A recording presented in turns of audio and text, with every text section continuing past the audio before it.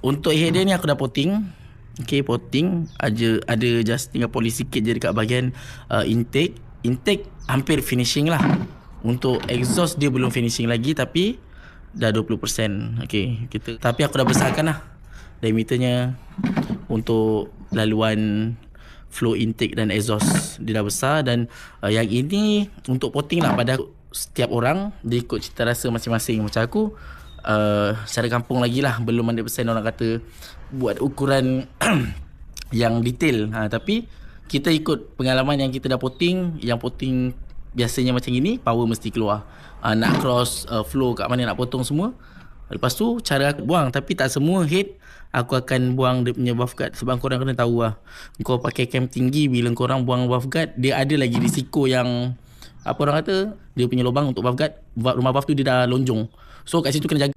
Untuk header ni aku dah potting. Okay, potting ada just tinggal polish sikit je dekat bahagian intake hampir finishing lah. Untuk exhaust dia belum finishing lagi, tapi dah 20%. Okay, tapi aku dah besarkan lah diameternya.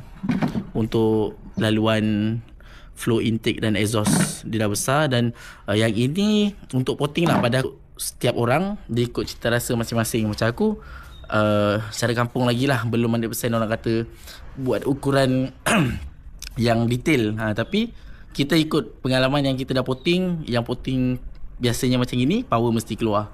Nak cross flow kat mana nak potong semua.